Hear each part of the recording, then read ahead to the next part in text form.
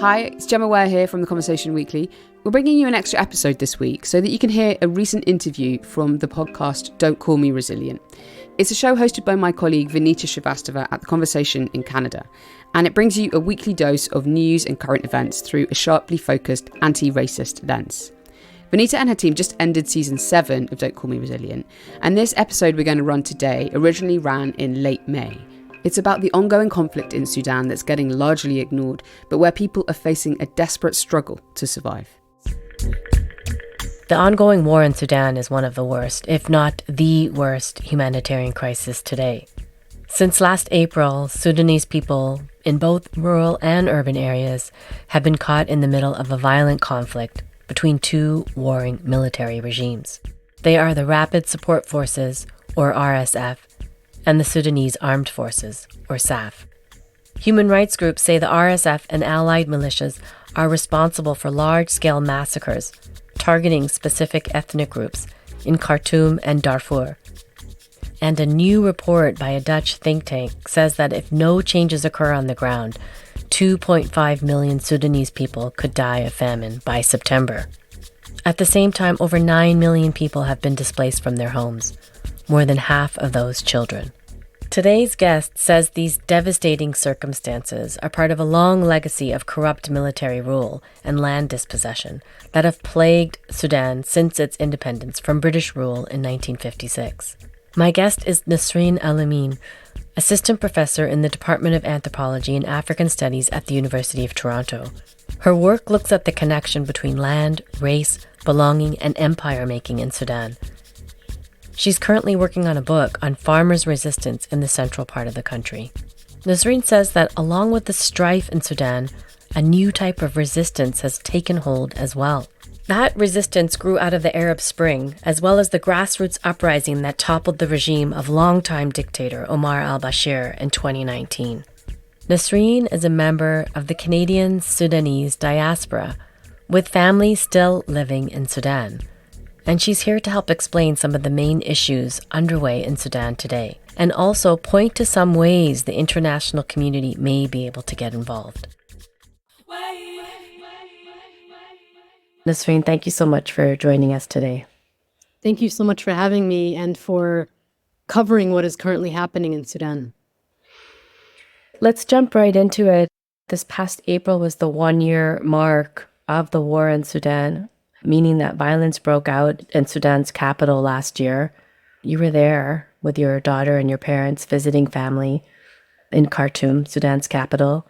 Can you share a little bit about what happened to you then and how you got out? So last April 14th, we had just arrived in Sudan. The purpose of the trip was for me to do some research for my book and to introduce my 3-year-old to her Sudanese family. And it was the middle of Ramadan, so the night before April 15th, we had this beautiful iftar dinner at my aunt's house. And my daughter got to meet some of her grandmas and grandpas, my uncles and aunts, and some of her cousins.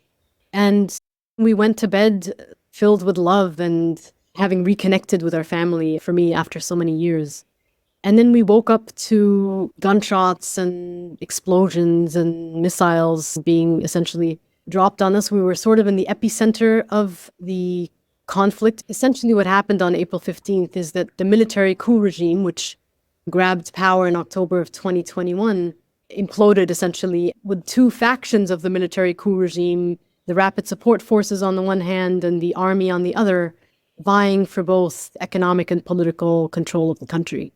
And we'd seen tensions between these two groups that were essentially sharing power and who had orchestrated the coup together for several months. Several months before April, you saw signs of this happening.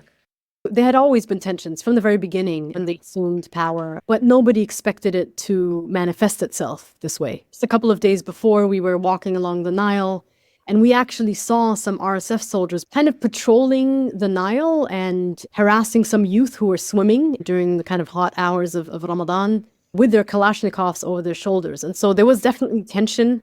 And I remember talking to my father about how nervous they seemed.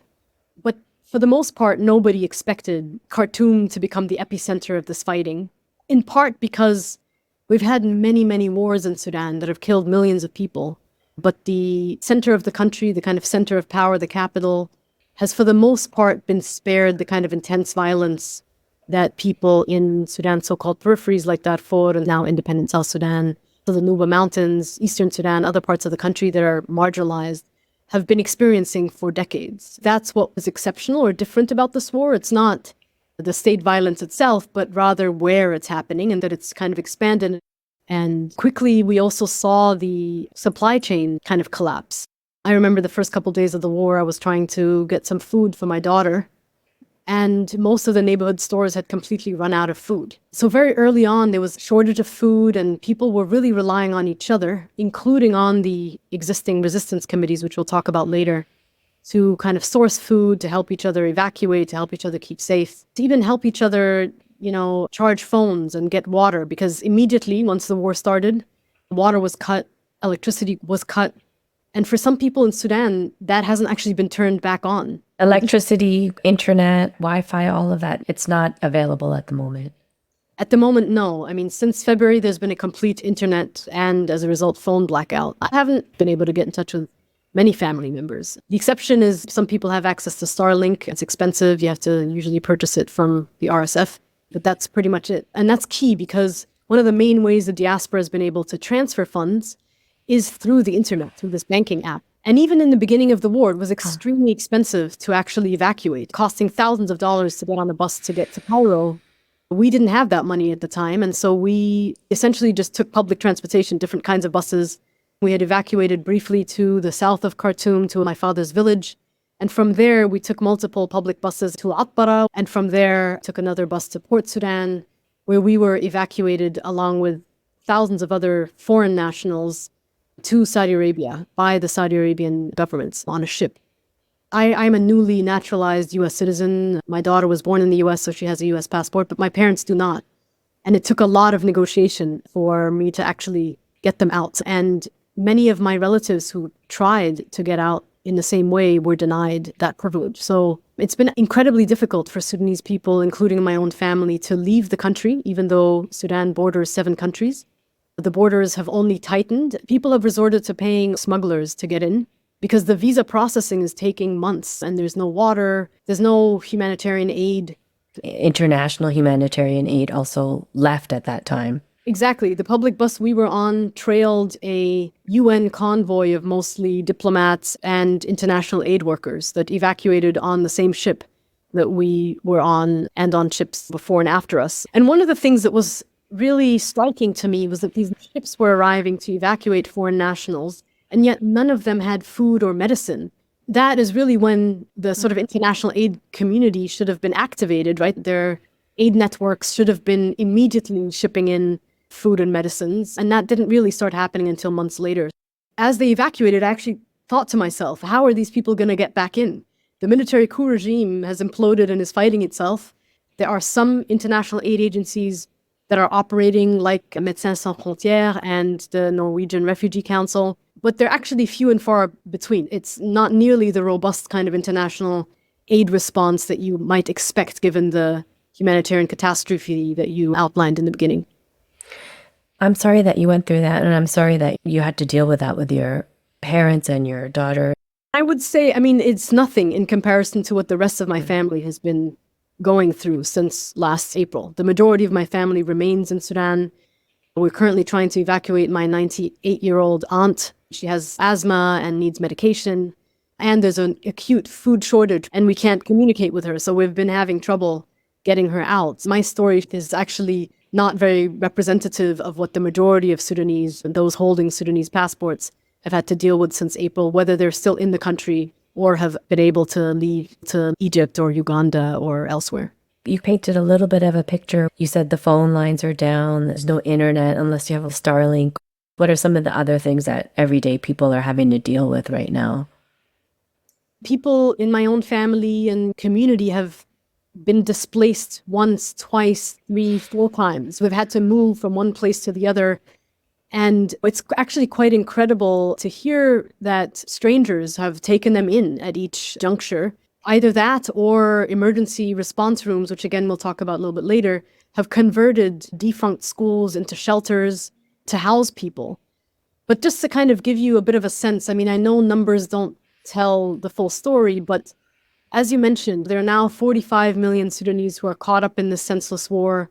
25 million of them are at the brink of starvation in a country that not only could easily feed itself, it has fed itself and has been the breadbasket of the region. And so there's been actually a deliberate attack on also the agricultural infrastructure, particularly in the area that my family's from, in the Jazeera, where the rapid support forces have attacked farming infrastructure and prevented people from farming. People aren't able to feed themselves in the same way that they would have previously been able to. We've also had 19 million children that are out of school. All the universities and schools have shut down. People haven't earned a living for the most part since April 15th. So they're entirely reliant on mutual aid, each other, and family members in the diaspora. But that means that there's a bit of a class dimension to this war, in the sense that those people who have relatives outside of the country are more able to manage some of the hardships than others. I know you're talking about how numbers don't tell a story, because every time you're talking about this, I think about our own lives, a year without working or groceries, not having enough food. These are small dramas, but they become really big. You also talk about these pockets of hope. People are helping each other along the way. All of these things are happening. And I definitely want to get to that idea of how civil society has responded to that. But just before we get to that, I also want to take a really large step back for anybody who's entering into this conversation of Sudan who may not really understand what's happening. Maybe let's just break it down a little bit, if you could. Who are the major players and what are they fighting about? Let me just start briefly with a historical note, just so that people get that context as well. Really, it's the 19th century that best explains maybe how we got here today. You say 19th century because you're talking about colonialism. The current situation is best defined by what the colonialists left behind. Yes, exactly. If we were going to start at independence, which is 1956, we were under Anglo-Egyptian rule, and Britain's parting gift to Sudan at independence was an economy that was dependent on the extraction of cash crops like cotton, and a kind of political system that really relied on the exploitation of farmers to finance this kind of export-oriented economy. And this political system was occupied by elites from the north and center, primarily sort of Arab-identified and Nubian elites, who inherited this export-oriented economy and developed it into a war economy that would allow them to continue extracting profits from the agricultural sector in order to fund its repressive campaigns against any form of grievances and resistance against the state. So South Sudan, it was actually governed separately during colonialism and then subsumed as a quasi-internal colony into the state of Sudan with northern and central elites at its helm. And so immediately, southern Sudanese leaders began demanding political representation, economic development, and other kinds of legitimate demands from the government. And instead of the state responding, they brutally repressed these demands, and that sparked the first Sudanese civil war, even before Sudan officially became independent. And it eventually gave rise to the Southern People's Liberation Movement, an army that kind of fought in resistance to the state's brutal repression. This anecdote that I was going to mention is that these 300 striking farmers, they were killed in 1956 because they went on strike to protest, to demand a higher share of profits as cotton prices were plummeting. And so instead of the government negotiating with them, they killed and kind of suffocated these farmers in a detention cell in a place just south of the capital. The Sudanese state repressed them because they were threatening the kind of capitalist labor relations that were allowing the Sudanese state to continue extracting profits and to repress any type of resistance against them. It's important to understand that history here is not only context, but it's also the framework for understanding the long history of state violence against particularly marginalized non-Arab communities in Sudan. Certainly under the al-Bashir regime, but even before then, especially towards marginalized groups who had similar demands because they were not represented in governments. You talk about marginalized groups and also you're saying non-Arab, and we're talking about race and identity. How does identity factor into this when we're talking about a very diverse country? Right. Yes. Sudan is an incredibly diverse, multilingual, multiracial, multi-ethnic country. And what happened from independence to the present is that we've had this kind of monocultural, mono-religious, ethno-nationalist project imposed on an incredibly diverse country by state elites. And that has manifested itself in very violent ways, as we saw in the case of Darfur beginning in 2003, where instead of the government responding to legitimate grievances around the lack of economic development and demands around political representation, they instead fueled a war between Arab-identified nomadic herders and sedentary Black non-Arab communities, where they armed the herding communities against the farming communities, and that sparked a genocide. That's like the 2003 genocide. Exactly. It started in 2003, and it really never ended. I mean, the violence went through various phases. It displaced half the population of Darfur, but it never really ended. And even during this war, as brutal and violent as the war has been in the center of the country, where I experienced this war, it has been even more brutal and more targeted in Darfur, where we've seen a kind of continuation of the ethnic cleansing campaigns and genocidal violence that we saw at the height of the genocide in Darfur in 2003. That's the west of the country. Yes, so Darfur is Western Sudan. It's about the size of Texas. It has millions of inhabitants. I think what a lot of people don't know is that there are mining companies, including some registered here in Canada, that are implicated in the genocide in Darfur. It's not clear how many people have been killed, but there's hundreds and thousands are said to have been murdered. So I ultimately see the April 15th war that started last year as in some ways a long war coming to Khartoum, because the roots of this violence were never really dealt with.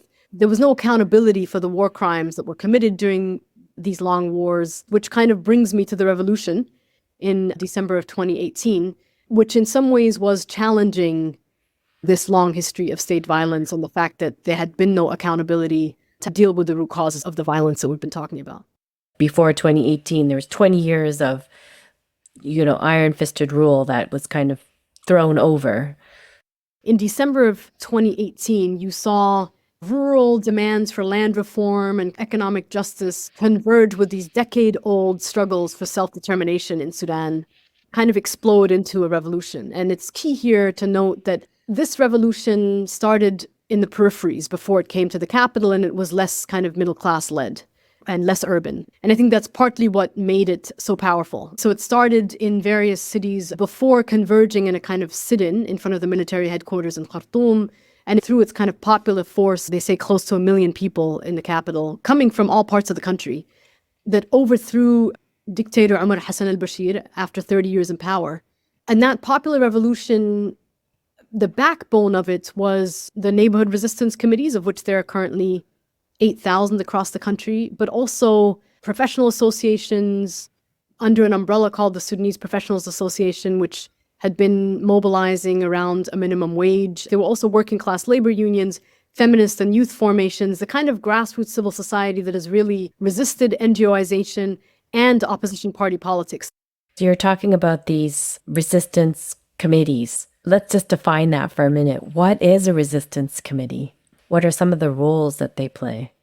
So the resistance committees are kind of neighborhood-based, consensus-based formations that emerged around 2013 or so. A lot of people say that Sudan was a latecomer to the Arab Spring, but that's actually not true. We had massive protests and resistance in 2011, in 2013, in 2016. And it's really in 2013 when people were mobilizing against IMF-recommended austerity measures. And in the midst of a financial crisis, the resistance committees emerged as the main mobilizing force against these protests. Arab Spring was around 2011, 2012, 2013. It was the uprising in Middle East, Northern Africa. Those are the regions that participated in Arab Spring, and it was partly about resistance to these austerity measures that weren't working. And as a result, you're saying that these committees were born out of that time. Exactly. And besides mobilizing these protests, they've also really been filling a void left by a more or less absent civilian and service-providing state. So there have been organizing around the provision of water and electricity services. They were one of the main groups that organized around flood relief efforts, around COVID prevention, around, school cleanups and mosque repairs, and also against government land grabs, which is something I study. So they've really been mobilizing in the absence of a state, I would say, to take care of people at the neighborhood level. And they're coordinated. They have sort of coordinating committees or bodies to which they elect representatives. So they're connected on some level at the sort of regional and state level as well. But they are at the same time a reflection of the sort of political class behind it. So each neighborhood committee does differ in their politics on some level based on kind of region, location. The resistance committee of a working class neighborhood is going to be quite different from the resistance committee in an elite neighborhood in Khartoum. And that's going to be different from one in rural Darfur, But they do exist across the country, including in rural areas. They are the main backbone of the revolution, but you also have other working class unions and farmers' unions in particular that have been mobilizing at this time that are also critical to this kind of resistance that I'm describing, and that sometimes get overshadowed by the resistance committees. When I type in resistance Sudan, you don't hear necessarily about the unions. I don't necessarily see a lot about that. Yeah, and I mean, some of this has to do with the fact that the al-Bashir regime early on really cracked down on trade unions. And that's partly why the resistance committees have developed into an extremely organized structure that is very decentralized, that has a kind of horizontal leadership structure, which has made it much more difficult for the state to kind of repress, target, and dismantle, right? And they've laid out revolutionary charters in 2021 that really provide a blueprint for what the way forward should look like in terms of a transition to civilian rule, but also what a popular democracy from the bottom up should look like. And then we saw in October of 2021 a coup happen, coordinated by the leader of the Rapid Support Forces, whose name is Hemeti, and the leader of the army, whose name is Al-Burhan. And it was after that coup, the resistance committees and other grassroots kind of organizations organized massive protests against the coup. And the UN then came in to negotiate. We're kind of legitimizing Al-Burhan and Hemeti during these negotiations, and basically did not center the demands of the resistance committees, who were calling for no negotiations, no partnership, and no legitimacy with the coup regime leaders. And instead, the international community kind of framed them as potential reformists that could get us closer to civilian rule, when in fact they've demonstrated over and over again that they're actually not capable of that. In fact, they're both war criminals that are responsible for war crimes that span decades. And I think that lack of accountability and the sort of international diplomacy as a sort of counter-revolutionary tool in a way, right? As a way of making sure that the revolution does not run its course is what paved the way for this war. So when in April the coup regime imploded, you saw Al-Burhan and Hemeti and their kind of allied militias. They're now really fighting for economic and political control of the country. The RSF controls most of the illicit gold trade in the country, stock trade, and that gold gets funneled through the markets of the UAE. The UAE, before the war, was one of Sudan's largest trading partners. And it also gets sold to Russia, and that's one of the ways that they're financing their war effort. So that's on the RSF side. On the army side, Al-Burhan has close ties to Egypt Sisi, so they're getting support from Egypt. Recent reports have also suggested that Iran and Ukraine have started supporting the army, presumably to kind of challenge the power of their rivals, right? Russia and the UAE. The UAE in particular has been trying to gain access to the Red Sea through a port deal signed in 2022 that would undermine the national port and give them more access to what's coming in and out of the country. You also have the RSF having been legitimized by something called the Khartoum process in 2014 by the European Union, a process to which they're trying to kind of externalize their border to the area between Sudan and Libya. They funded the al-Bashir regime and the RSF specifically to militarize that border and to keep East Africans from getting into Libya. The RSF and army have both sent troops to fight in the war on Yemen on the Saudi coalition's behalf. So here you see all these kind of external actors. This is going to be maybe a very ignorant question, but what's the relationship between this idea of assistance or international aid? Is there some relationship there that can work? How can the international community support resistance committees? I think they don't get asked that question enough. So that's part of the problem. I think the other problem is that there have been so many peace tracks, different negotiations happening, some happening in Jeddah under US and Saudi leadership, some in Egypt, and they're not coordinated, and none of them brought all of the actors to the table. There is a civilian bloc that has been active in some of these negotiations, but they don't represent the resistance committees. The resistance committees are really who represent the vast majority of people in Sudan. And I also think that the international community needs to put pressure on those external actors, in particular the UAE, to stop funding the RSF. We need the UAE to stop funding the RSF. If the UAE wanted to stop this war tomorrow by basically turning off the funding faucet, if they couldn't stop it, they would certainly de-escalate it significantly. And I think that's really important. I mean, the RSF and the army, particularly the RSF, are now one of the biggest employers in Sudan. And part of the reason they're being able to recruit so many people is also because of the money that they're getting. That's, to me, key. And then also people need to listen to the resistance committees. Even me as a diaspora person, I often get asked how we get out of this war. And I always say, talk to the resistance committees. They've been thinking about this for a very long time. They're the ones who have the most at stake here. As I said earlier, the international aid community is barely present on the ground. And it's the emergency response rooms that have emerged, modeled after the resistance committees and led by many of its members, that are now operating in the middle of these intense war zones. And they're the ones who are providing the kind of life-saving support. They're running communal kitchens, they're driving ambulances, they're setting up ad hoc emergency clinics and rape crisis centers.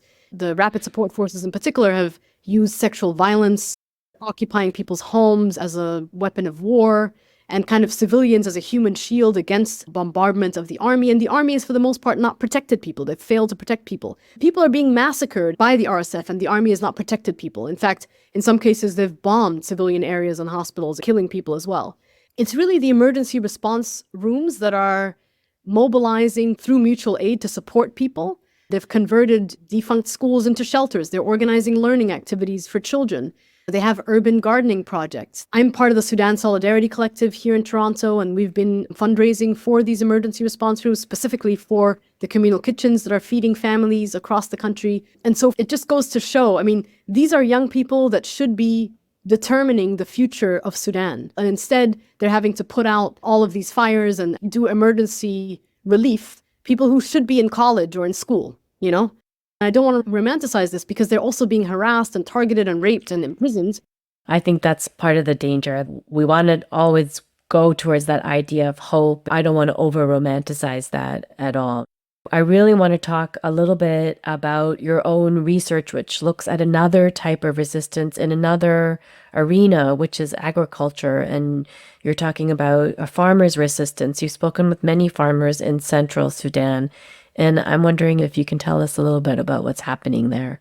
I study mostly Saudi and Emirati, but also domestic land grabs in central Sudan, which is in the Jazeera, which is the agricultural heartland of the country, that until recently has mostly been spared the kind of intense violence that Darfurian farming communities have been facing now for decades. And what I try to do is I try to situate these land grabs within a much longer history of land dispossession, colonial and post-colonial, and also in our history of slavery as well. And so part of what I've been looking at is how the enclosure of lands and the theft of land by the state using colonial land laws that are still on our books created for the purpose of dispossessing small farmers.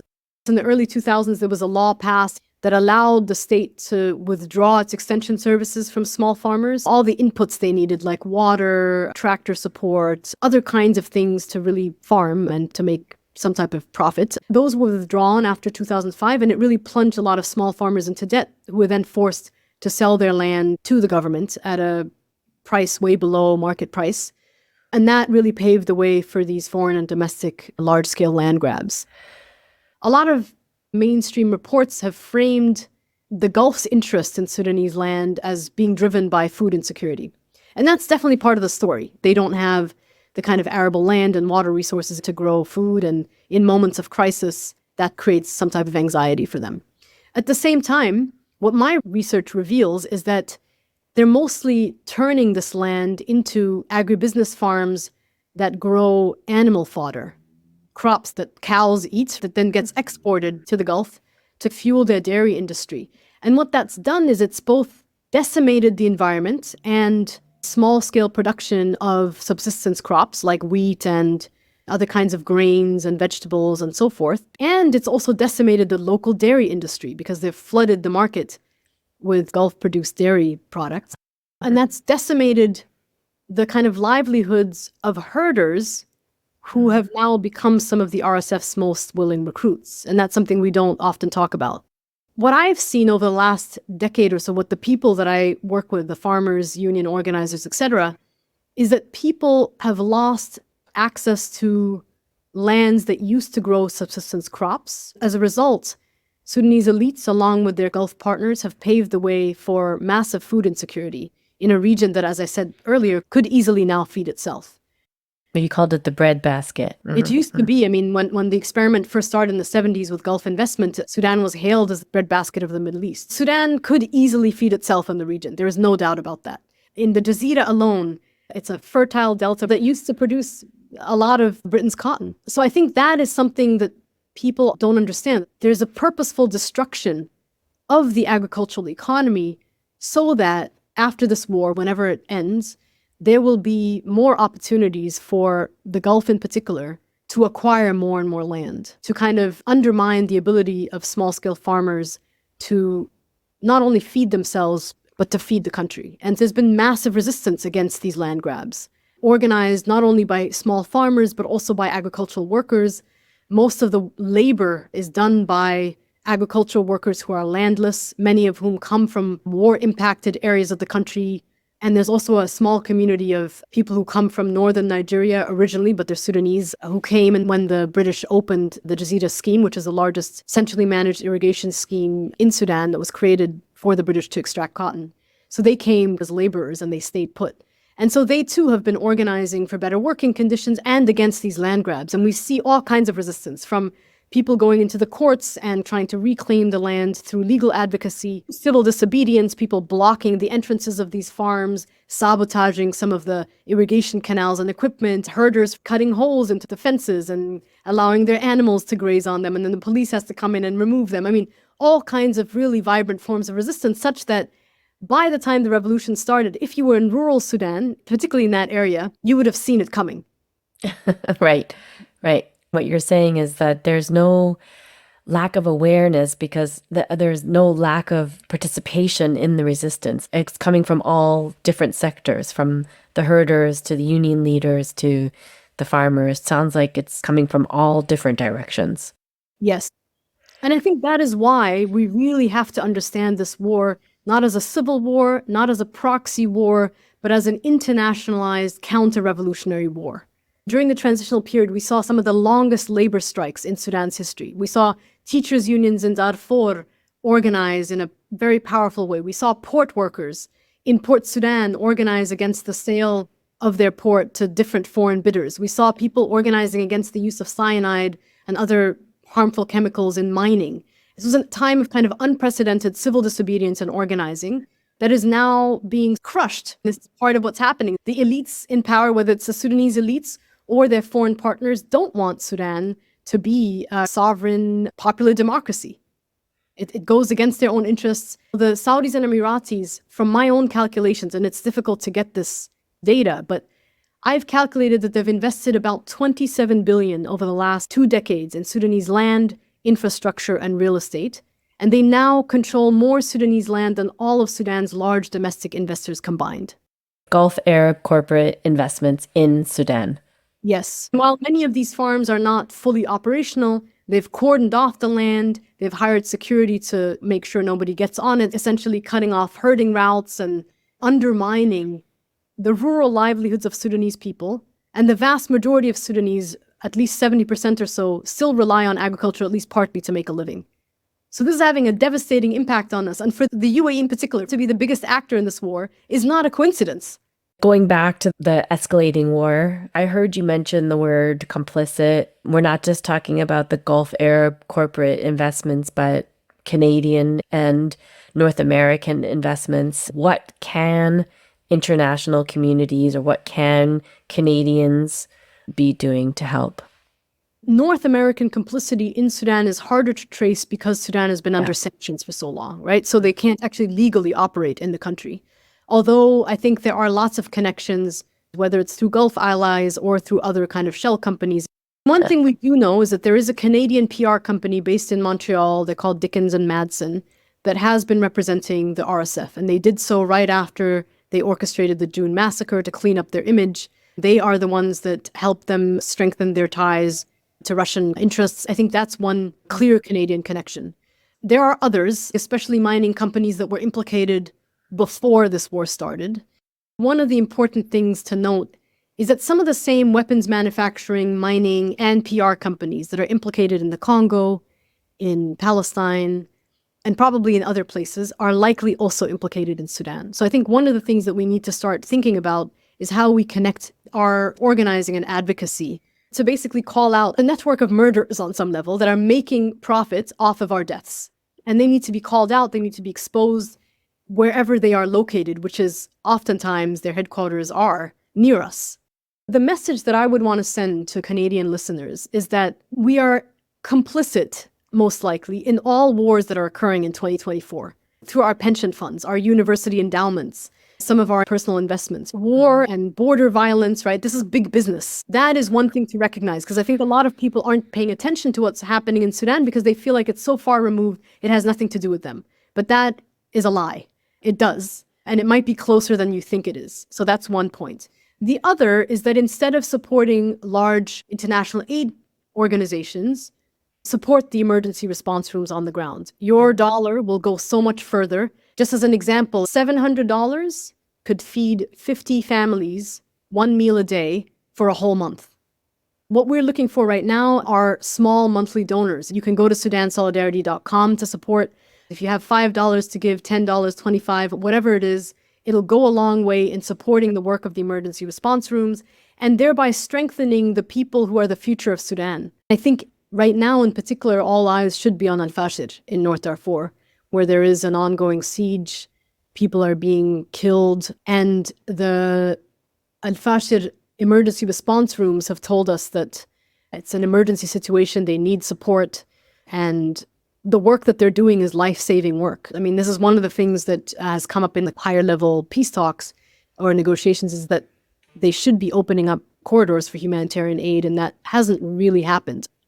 There was a Paris conference that recently pledged about $2 billion, but it has not been received. And that also shows you priorities, that there's billions of dollars available to fight wars, but not to save people from them.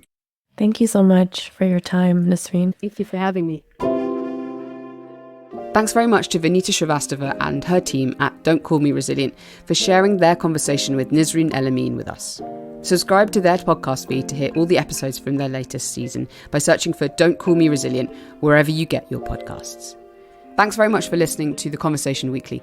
Our sound design is by Eloise Stevens and our theme music is by Nita Saal. And back now to Vinita to take us out with the credits for this episode of Don't Call Me Resilient. That's it for this episode of Don't Call Me Resilient. You can reach us at dcmr@theconversation.com and be sure to follow us on Instagram at Don't Call Me Resilient Podcast. Don't Call Me Resilient is a production of The Conversation. This episode was co-produced by freelance associate producer Latifa Abdin with assistance from associate producer Atika Kaki. Krish Dinesh Kumar does our sound design and mixing. Our consulting producer is Jennifer Moroz. Lisa Verano is the managing editor of The Conversation Canada, and Scott White is the CEO. This series is produced and hosted by me, Vinita Srivastava.